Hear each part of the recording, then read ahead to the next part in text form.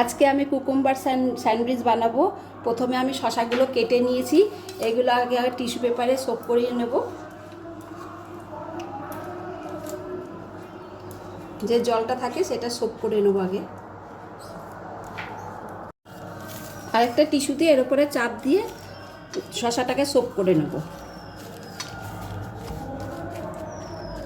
দিয়ে এটা পাশে রেখে দেবো। এবার আমি ব্যাটারটা তৈরি করে নেব।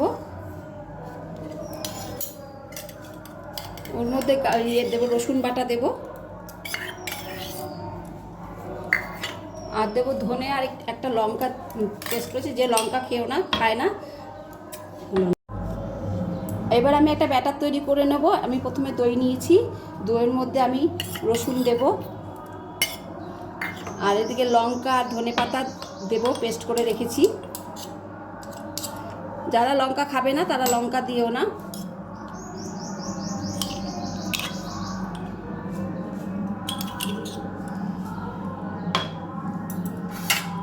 আর দেবো হচ্ছে পেঁয়াজ কুচি,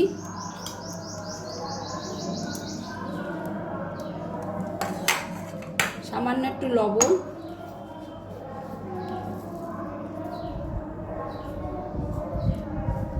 আর দেবো গোলমরিচের গুঁড়ো।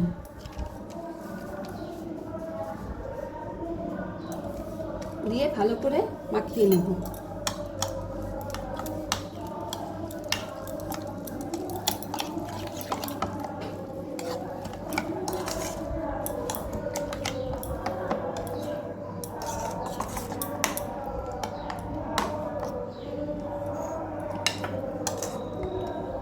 এটা পাশে রেখে দিলাম।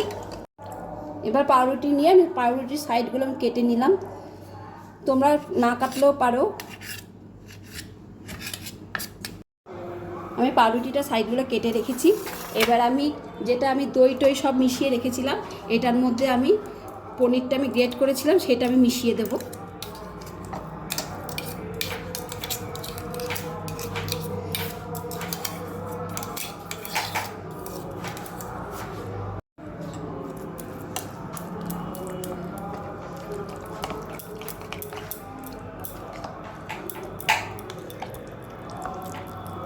এবার আমি পাউরুটির মধ্যে ওই ব্যাটারটা দিয়ে দেবো।